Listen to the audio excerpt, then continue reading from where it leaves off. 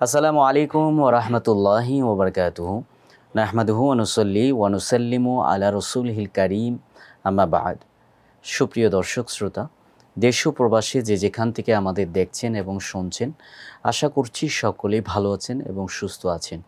সবাইকে স্বাগত জানাচ্ছি আপনাদের প্রিয় টেলিভিশন চ্যানেল বিজয় টিভি জুমাবারের নিয়মিত আয়োজন পিএইচপি ইসলামের কথায়। সুপ্রিয় দর্শক, বরাবরের মতো আজকেও একটা চমৎকার বিষয়, ঈদুল আজহা সন্নিকটে, এবং আমরা আজ কথা বলবো ঈদুল আজহা এবং কোরবানি এ বিষয়ের উপর। এবং এ বিষয়ে কথা বলবার জন্য আমাদের সাথে রয়েছেন দেশ বরেণ্য ইসলামী আলোচক, ঢাকার ঐতিহ্যবাহী দ্বীনী শিক্ষা প্রতিষ্ঠান কাদেরিয়া তৈয়বিয়া কামিল মাদ্রাসার সম্মানিত উপাধ্যক্ষ হজরতুল আল্লাহ মুফতি আবুল কাসেম মোহাম্মদ ফজলুল হক। আসসালামু আলাইকুম রহমতুল্লাহ।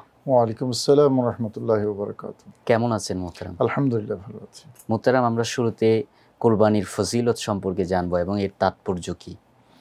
ধন্যবাদ। পবিত্র কোরবানি এটি একটি ওয়াজিব ইবাদত। আল্লাহ পাক রব্বুল আলামিন কোরআনে কারীমের একাধিক জায়গায় কোরবানির ফজিলত এবং কোরবানির যেই নিগূঢ় রহস্য, ইতিহাস সহ বর্ণনা করেছেন। আমি সূরা কাউসার, একেবারেই সর্বকনিষ্ঠ সূরা কোরআনে কারীমের, আল্লাহ পাক রব্বুল আলামিন এই সূরার দ্বিতীয় আয়াতে, 3 আয়াত সম্পন্ন এই সূরাটি, দ্বিতীয় আয়াতে ফাসল্লি লিরাব্বিকা ওয়ানহার, আপনি আপনার রবের জন্য সালাত পড়ুন এবং রবের জন্য কোরবানি করুন। এই আয়াতে কোরবানির কথা আল্লাহ পাক রব্বুল আলামিন বলেছেন এবং সাথে সাথে কোরবানির যে উদ্দেশ্য সেটাও কিন্তু বলেছেন। আমি উদ্দেশ্যটা পরেই ব্যাখ্যা করছি। কোরআন কারীমের আরেকটি আয়াতে আল্লাহ পাক রব্বুল আলামিন বলেছেন, কুল ইন্না সলাতি ওয়া নুসুকি ওয়া মাহইয়ায়া ওয়া মামাতি লিল্লাহি রাব্বিল আলামিন লা শারীকা লাহু ওয়া বিযালিকা উমিরতু ওয়া আনা আউয়ালুল মুসলিমিন। বলেছেন যে আপনি বলুন, আমার নামাজ, আমার কোরবানি, আমার জীবন, আমার তিরোধান লিল্লাহি রাব্বিল আলামিন, রবের জন্য, আল্লাহর জন্য, রব্বুল আলামিন পরওয়ারদিগারের জন্য, লা শারীকা লাহু, আল্লাহর কোনো শরীক নেই, ওয়া বিযালিকা, এবং লা শরীক আল্লাহর তাওহীদের জন্যই উমিরতু, আমাকে নির্দেশ দেওয়া হয়েছে এই তাওহীদ বাস্তবায়ন করার জন্য, ওয়া আনা আউয়ালুল মুসলিমিন, এবং আমি হলাম সর্বপ্রথম আত্মসমর্পণকারী আল্লাহর দরবারে। এই আয়াতেও আল্লাহ পাক রব্বুল আলামিন নুসুক শব্দ ব্যবহার করেছেন, নুসুক মানে কোরবানি, এবং এখানেও একই সাথে উদ্দেশ্যের কথা আল্লাহ পাক রব্বুল আলামিন বলে দিয়েছেন যে কোরবানির টার্গেট এবং উদ্দেশ্যটা কী হবে। পাশাপাশি এই কোরবানির মাধ্যমে যে জিনিসটা প্রতিষ্ঠিত হয় এখানে তার ইঙ্গিতও আছে, সেটা হলো লা শারীকা লাহ, লা শরীক আল্লাহর জন্য। সে কারণেই আমরা কোরবানি করার সময় আল্লাহু আকবর বলে, বিসমিল্লাহি আল্লাহু আকবর বলে কোরবানি, আল্লাহর নামে জবাই করি, আল্লাহর নামেই জবাই করি। আল্লাহর তাওহীদ প্রতিষ্ঠিত হয় কোরবানির মাধ্যমে মুসলমানরা। এখানে সেই ইঙ্গিত আছে, লা শারীকা লাহু ওয়া বিযালিকা উমিরতু। নবীজি বলেছেন, আল্লাহ বলেছেন যে আপনি বলে দিন এই তাওহীদ, লা শরীক আল্লাহর, এটা বাস্তবায়ন করার জন্য আমাকে নির্দেশ দেওয়া হয়েছে। এবং উম্মত, নবীর উম্মত, আল্লাহর বান্দা সেই নির্দেশটাই পালন করে। এবং রাসূল করিম সাল্লাল্লাহু আলাইহি ওয়াসাল্লাম কোরবানি সম্পর্কে হাদিসের মধ্যে ব্যাপকভাবে বলেছেন যে মান ওয়াজাদা সাআতান ফালাম ইউদাহি ফালা ইয়াকরাবান্না মুসাল্লানা, বলেছেন যে যেই ব্যক্তি সামর্থ্য রাখে তারপরেও কোরবানি করেনি, সে যেন আমার ঈদগাহের কাছাকাছিও না আসে। মানে এই কোরবানিটা এতটা তাগিদপূর্ণ কোরবানি, রাসূল করিম সাল্লাল্লাহু আলাইহি ওয়াসাল্লামের এই হাদিস দ্বারা বোঝা যায়। নবীজি এতটাই তাগিদ দিয়েছেন যে আমার মুসল্লার কাছাকাছিও যাতে না আসে। এবং এই হাদিস এবং আরও কিছু হাদিস শরীফ থেকেই মূলত কোরবানি ওয়াজিব হিসাবে প্রতিষ্ঠিত হয়েছে, সাব্যস্ত হয়েছে আমাদের জন্য। এই যে কোরবানি, সেই কোরবানিটা রাসূল করিম সাল্লাল্লাহু আলাইহি ওয়াসাল্লাম নিজেও করেছেন, সাহাবায়ে কেরাম করেছেন।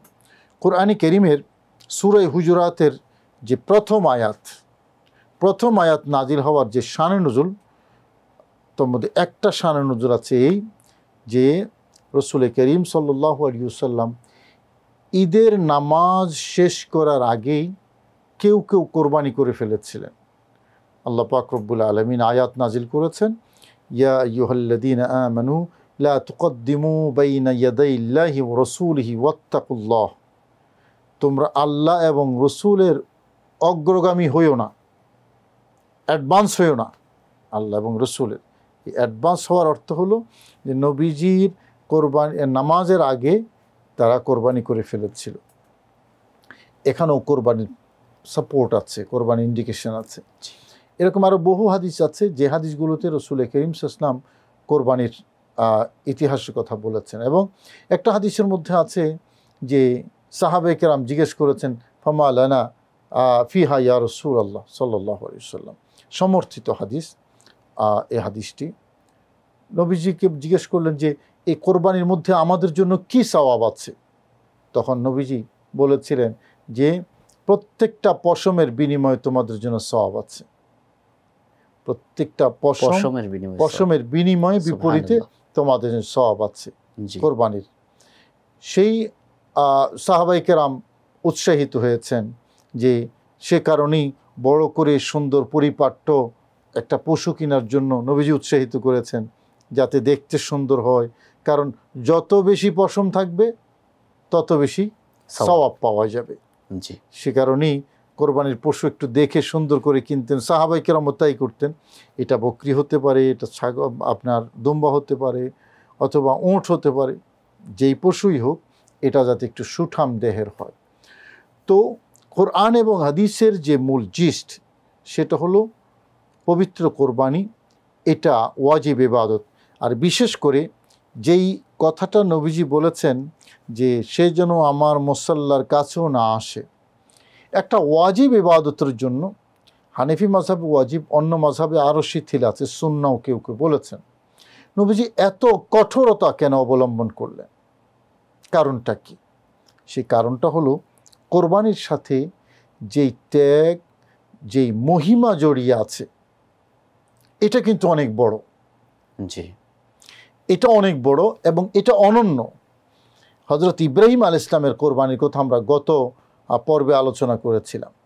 ইব্রাহিম আলাইহিস সালাম কোরবানির যে ত্যাগ স্বীকার করেছেন, আমাদের বাবা হযরত ইব্রাহিম আলাইহিস সালাম, তো বাবার এত বিশাল ত্যাগ সন্তান ছেড়ে দিবে এটা হতে পারে না। বাবা এত কঠিন পরিস্থিতির মুখোমুখি হয়েছেন, এমন একটা কঠিন পরীক্ষা দিয়েছেন যেই পরীক্ষা আমাদের মন, আমাদের মনন, আমাদের চিন্তারও বাহিরে, কল্পনারও বাহিরে। এত কঠিন পরীক্ষা দিয়ে উত্তীর্ণ হয়েছেন, সেই বাবার সন্তান হিসেবে আমরা সেটাকে স্মরণ করব না, এটা কিন্তু এটা হতে পারে না। আমরা কোরবানির তাৎপর্য নিয়ে আরও শুনবো মুহতারাম। একটা বিরতিতে যাবার সময় হয়ে গেছে। সুপ্রিয় দর্শক, যাচ্ছি ছোট্ট একটা বিরতিতে, ফিরছি অল্প কিছুক্ষণের মধ্যে। দেখতে থাকুন আপনাদের প্রিয় টেলিভিশন চ্যানেল বিজয় টিভি।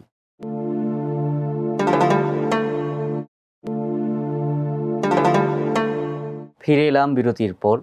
সবাইকে আবারও স্বাগত জানাচ্ছি আপনাদের প্রিয় টেলিভিশন চ্যানেল বিজয় টিভির পর্দায়। সুপ্রিয় দর্শক, আজকের অনুষ্ঠানের বিষয়বস্তু কোরবানির, ঈদুল আজহা এবং কোরবানি, এ বিষয়ে চমৎকার আলোচনা করছিলেন বিরতির আগে মোহতারাম আলোচক হজরতুল আল্লাহ মুফতি আবুল কাসেম মোহাম্মদ ফজলুল হক। মোহতারাম, কোরবানির যে তাৎপর্য সেটা নিয়ে কথা বলছিলেন বিরতির আগে। তাৎপর্যটা এই জায়গায় যে হযরত ইব্রাহিম আলাইহিস সালাম রবের জন্য নিজের সন্তানকে কোরবানি দিতে গিয়েছিলেন রবের নির্দেশে। আমরা সেই কোরবানি, সেই স্যাক্রিফাইস ইব্রাহিম আলাইহিস সালামের, এটা ভুলতে পারবো না। এটাকে স্মরণ রাখার জন্য, এই স্মৃতিটাকে জীবন্ত রাখার জন্য কোরবানি আমাদের উপর ওয়াজিব করে দেওয়া হয়েছে।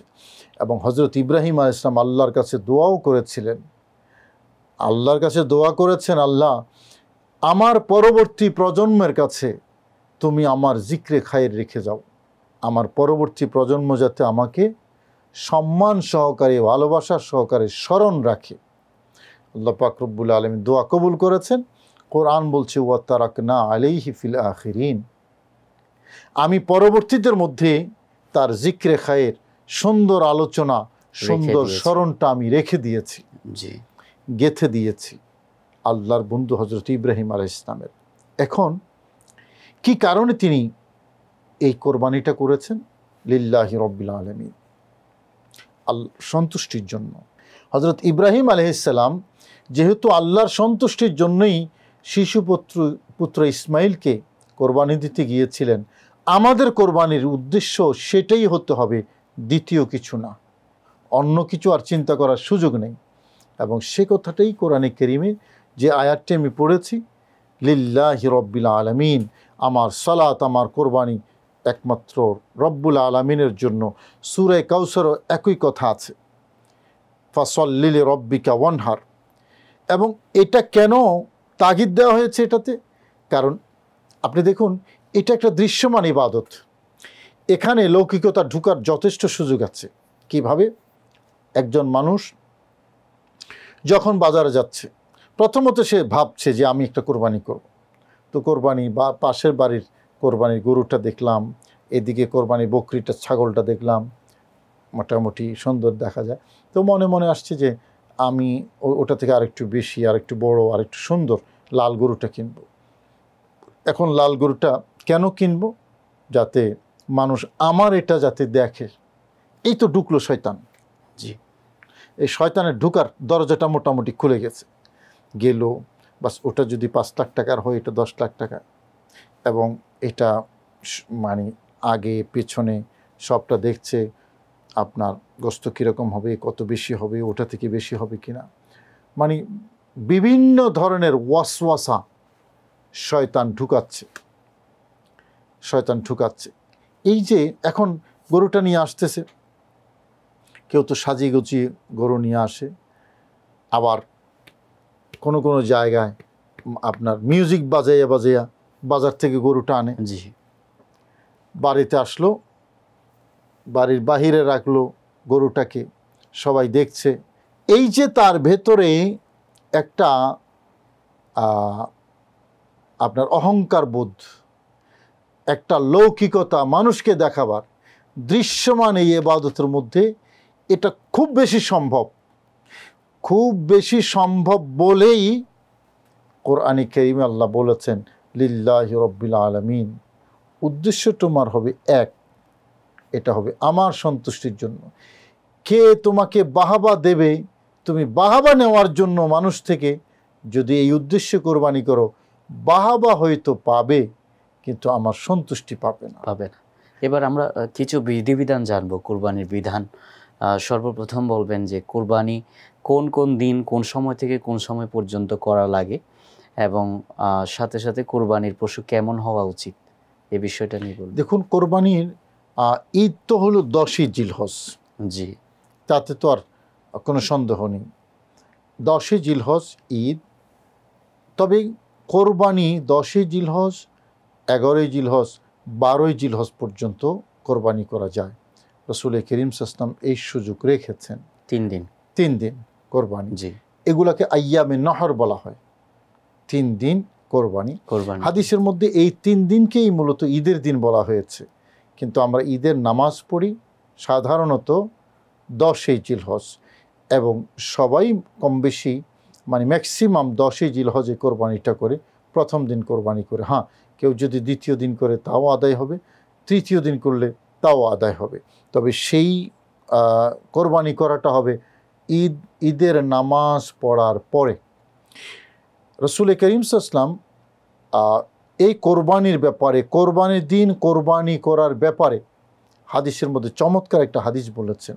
একটা দিন মানুষ নামাজ, তাসবিহ, তাহলিল, জিকির, আজকার অনেক ইবাদতই করেন আল্লাহর দরবারে, কিন্তু 10ই জিলহজ আল্লাহর কাছে সবচেয়ে প্রিয় ইবাদতটার নাম হলো পশু কোরবানি করা। 10ই জিলহজ, এটা এই জন্যই হাদিসটা বললাম। অদূনাকালে আমাদের কাছে অনেক মানে কমিউনিটি থেকে প্রশ্ন আসে যে হুজুর, আমি কোরবানিটা না করে যদি কোরবানির টাকাটা আমি দান করে দিই গরিব মানুষের কাছে, তাহলে কেমন হয়? আবার এরকম কথাও আসে যে পশু, তারও তো একটা জীবন আছে, তো জীব হত্যা মহাপাপ, সুতরাং আমি কোরবানি না করে কোরবানির টাকাটা আমি দান করে দিই। এরকম একটা কথা আমাদের সমাজে প্রচলিত আছে। মানে তখন তিনি অনেক বেশি দানবীর হয়ে যান আর কি। বিষয়টা হলো, এই হাদিসটা এই জন্য বললাম আমি, যে রসুল করিম সাল্লাল্লাহু আলাইহি ওয়াসাল্লাম বলছেন সেই দিন আল্লাহর কাছে সবচেয়ে প্রিয় আমলটার নাম হলো কোরবানি, পশু কোরবানি করা। এটা এই জন্যই পেয়ারা নবী বলেছেন, কোরবানি না করে কোরবানির টাকা যদি কেউ দান করে দেয়, দানের সওয়াব হয়তো হবে, কিন্তু তার কোরবানি যে ওয়াজিব একটা জিম্মাদারি দায়িত্ব আছে সেটা কিন্তু আদায় হবে না। এবং এটা একটা অমূলক চিন্তা। অমূলক এই জন্য বলবো, কারণ যেই মানুষটা এই চিন্তা করছে সেই মানুষের দান করার যথেষ্ট এবিলিটি ওনার কিন্তু রয়েছে। জি, উনি কোরবানি করেও মানুষকে দান করতে পারেন। তো কোরবানির টাকাটা দেওয়ার মানে এই যুক্তি কেন? আবার এটাও হতে পারে, ঠিক আছে আপনি 20 লাখ টাকা দিয়ে একটা কোরবানি করেন সবসময়, আপনি যদি দান করেন তাহলে কোরবানি যেটা 20 লাখ টাকা দিয়ে করবেন সেটা 2 লাখ টাকা দিয়ে করেন। 20 লাখ টাকা দিয়ে করলে যেমন ওয়াজিব আদায় হবে, 1 লাখ টাকা দিয়ে গরু কিনলে সেটাও কিন্তু ওয়াজিব আদায় হবে, তো বাকি 19 লাখ টাকা দিয়ে দেন। জি, এটাও হতে পারে। অথবা একটা বকরি যদি, একটা ছাগল যদি কেউ করে তাহলে তার ওয়াজিব আদায় হয়ে যাবে। আমরা এই বিষয়টা নিয়ে আরো শুনবো, আমাদের একটা বিরতিতে যাওয়ার সময় হয়ে গেছে। সুপ্রিয় দর্শক, যাচ্ছি ছোট্ট একটা বিরতিতে, আমরা ফিরছি অল্প কিছুক্ষণের মধ্যে। দেখতে থাকুন আপনাদের প্রিয় টেলিভিশন চ্যানেল বিজয় টিভি।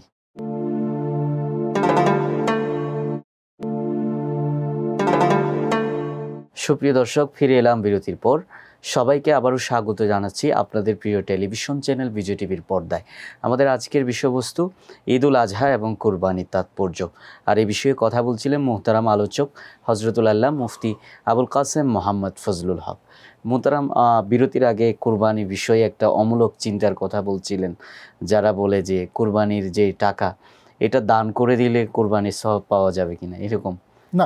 এখানে আরেকটা কথা আছে, দানের প্রশ্নেই যখন আসে, টাকা পয়সা দান আবার কোরবানির মাংস এটাও কিন্তু দান।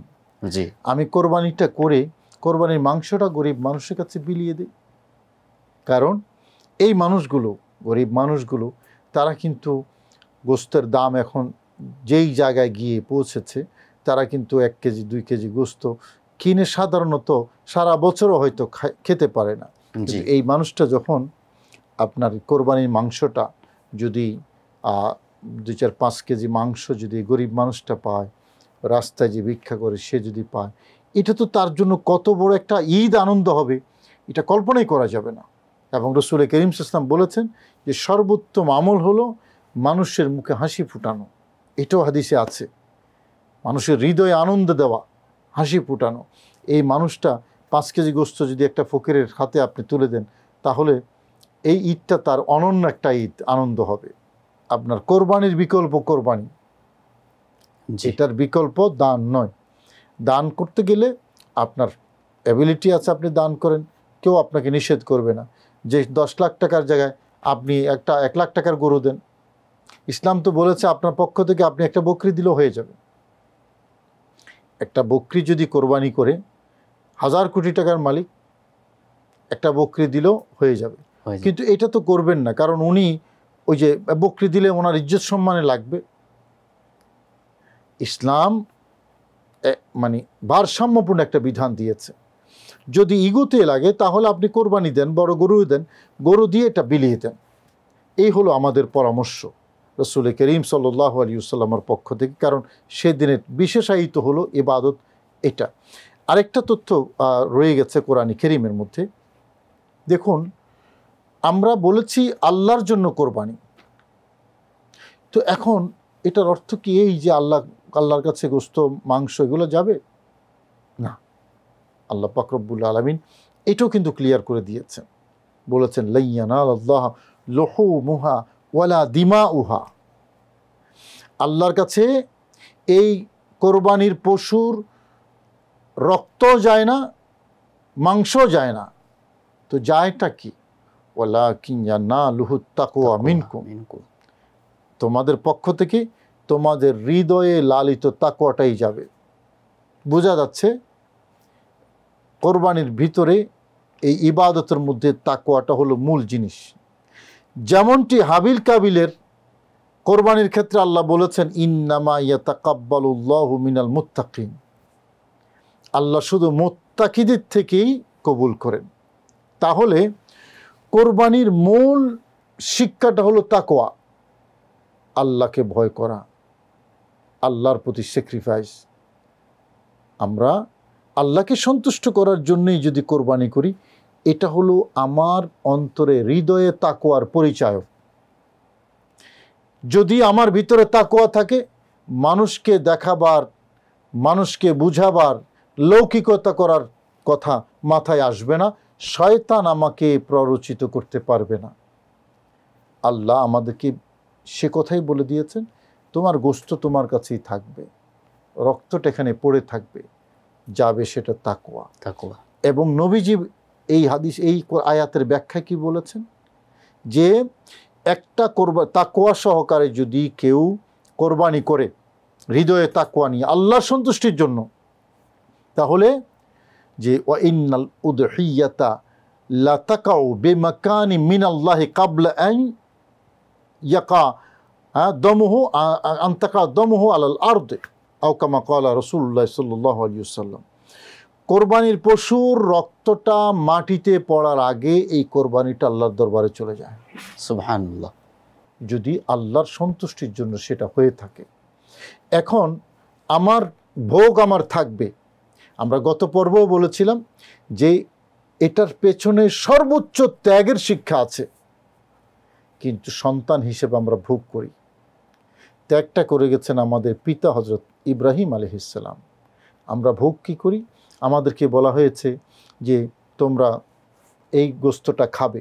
এবং অতীত যুগের কোরবানি আর আমাদের কোরবানির মধ্যে মৌলিক কিছু পার্থক্যের মধ্যে এটাও একটা আছে, যে সেই যুগের কোরবানি করা যেত কিন্তু গোস্ত খাওয়া যেত না, নিষেধ ছিল। আল্লাহর পেয়ারা নবী রাসূল করিম সাল্লাল্লাহু আলাইহি ওয়াসাল্লামের উসিলায় আমাদের জন্য আল্লাহ কোরবানি বিধিত করেছেন, কোরবানির পশু খাওয়া আমাদের জন্য জায়েজ করেছেন। গোস্তটা আমরা খেতে পারি। আবার আরেকটা পার্থক্য হলো, ইসলামের প্রথম যুগে কোরবানির মাংস 3 দিনের বেশি প্রিজার্ভ করা, রেখে দেওয়া জায়েজ ছিল না, কিন্তু পরবর্তীতে নবীজির উসিলায় সেটাকে রহিত করে দেওয়া হয়েছে। এখন আমরা যে 7 দিন 10 দিন 1 মাস 2 মাস 3 মাস রেখে কোরবানি গোস্ত খাচ্ছি, এটা নবীজির উসিলায় আমাদের জন্য সহজ করে দেওয়া হয়েছে। তার মানে আমাদের ভোগের রাজ্যটা আরও বিস্তৃত করে দেওয়া হয়েছে, ত্যাগের শিক্ষা ভুলে নয়। লিল্লাহি রব্বিল আলামিন সেটা ভুলে নয়। নিয়তটা রাখতে তো আর পয়সা লাগে না। আমার ভেতরে কলবের মধ্যে এখলাসটা রাখতে তো পয়সা লাগে না। সূরা বাইয়িনার মধ্যে আল্লাহ বলেছেন, ওয়ামা উমিরু ইল্লা লিয়াবুদুল্লাহ মুখলিসিন লাহুদ্দিন, তাদেরকে নির্দেশ দেওয়া হয়েছে ইবাদত করা এখলাস সহকারে। এখলাস মানে লৌকিকতা মুক্ত, আল্লাহর সন্তুষ্টির জন্য ইবাদত করা। তো এইটা আল্লাহর সন্তুষ্টির জন্য নিয়তটা করা, এটার জন্য তো আর আমার পয়সা লাগে না, আমার কষ্ট হয় না, পরিশ্রম নেই। আমি অন্তরে শুধু নিয়ত করলাম, বাস।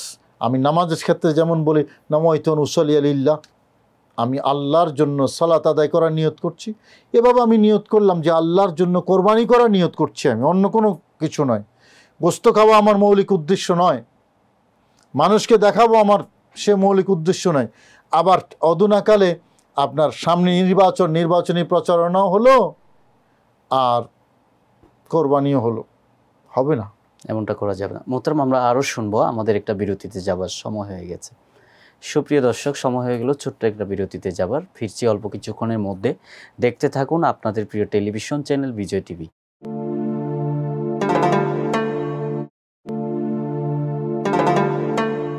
সুধী দর্শক, ফিরে এলাম বিরতির পর।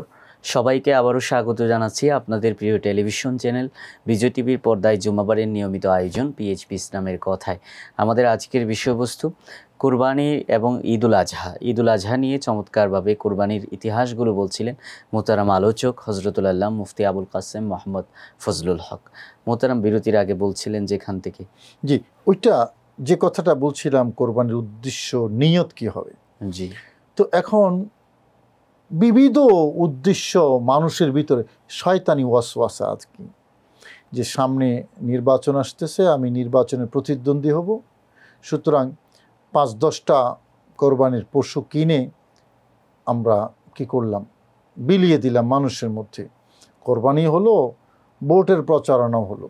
না, বিষয়টা এত সহজ না যে আমি ভোটের উদ্দেশ্যে কোরবানি করলাম আর সেটা কবুল হয়ে গেল। সেটার জন্যই আল্লাহ বলেছেন লিল্লাহি রব্বিল আলামিন। হ্যাঁ, এরকম কোনো জাগতিক উদ্দেশ্য নাই মানুষের, গরিব দুঃখী মানুষের মধ্যে বিলিয়ে দেওয়ার জন্য। আপনার বহু মানুষ আছে সেরকম 1, 2, 3টা কোরবানি করে।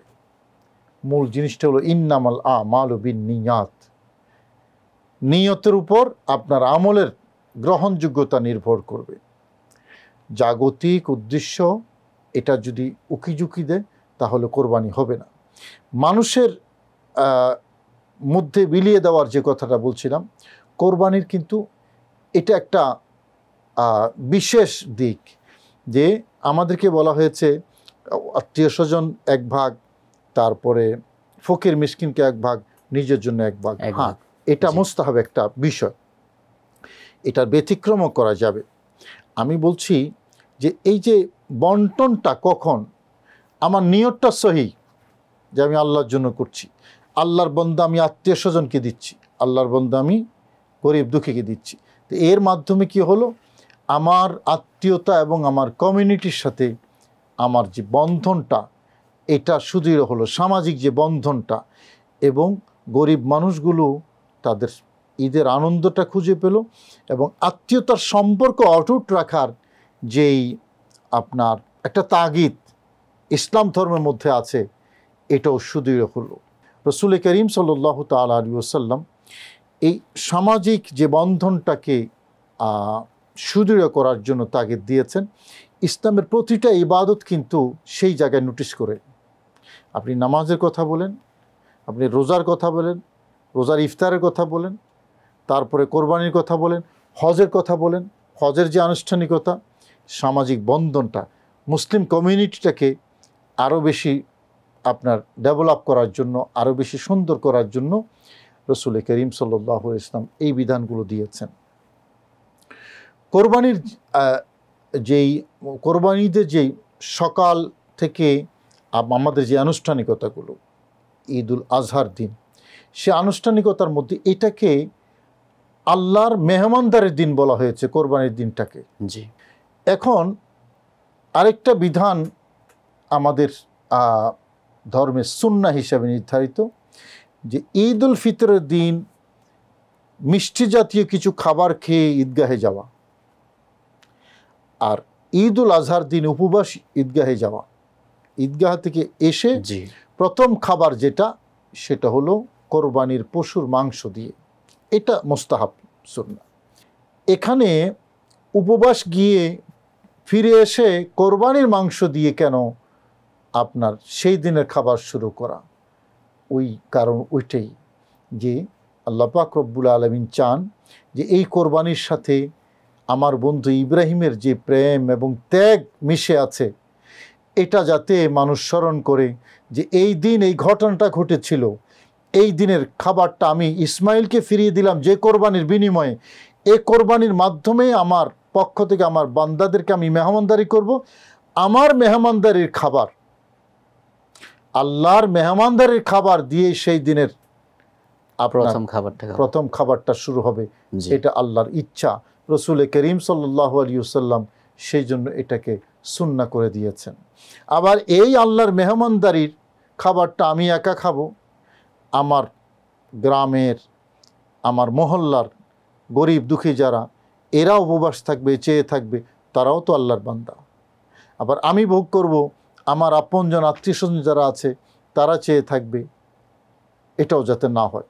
রসুল করিম সাল্লাল্লাহু আলাইহি ওয়াসাল্লাম, আসলে আমরা মানবতার কথা শুনি, মানবতাবাদীদের কথা শুনি, মানবতাবাদী রসুল করিম সাল্লাল্লাহু আলাইহি ওয়াসাল্লামের প্রদত্ত এই সুন্নাহ, এই বিধানগুলো যদি আমরা অ্যানালাইসিস করি, তাহলে নির্দ্বিধায় স্বীকার করতে বাধ্য হবে পৃথিবীর ইতিহাসে সর্বশ্রেষ্ঠ মানবতাবাদী আমাদের পেয়ারা নবী রাসূল করিম সাল্লাল্লাহু আলাইহি ওয়াসাল্লাম, যিনি প্রত্যেকটা বিধানের ক্ষেত্রে মানুষ, মানব এবং মানবতার কল্যাণকে চিন্তা করতেন। এখানেও কিন্তু তাই। 3 ভাগ করার এই নির্দেশনা কেন দিয়েছেন? এটা হলো মানুষের জন্য। দিনটা হলো ঈদের দিন। ঈদের দিন সবাই যাতে আনন্দ করবে। কোরবানি করা একটা ইবাদত, কোরবানির মাংসটা দিয়ে গরিব মানুষের মুখে হাসি ফুটানো আরেকটা ইবাদত, জি, আত্মীয় স্বজনের সম্পর্কটা ডেভেলপ করা আরেকটা ইবাদত।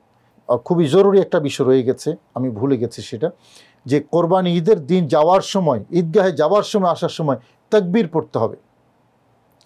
আল্লাহু আকবার, আল্লাহু আকবার, লা ইলাহা ইল্লাল্লাহ, আল্লাহু আকবার, আল্লাহু আকবার, ওয়ালিল্লাহিল হামদ, এবং এটাকে তাকবীরে তাশরিক বলা হয়। জি, দর্শক শ্রোতা, আমাদের অনুষ্ঠান যারা দেখছেন এটা একটু স্মরণ রাখবেন আপনারা।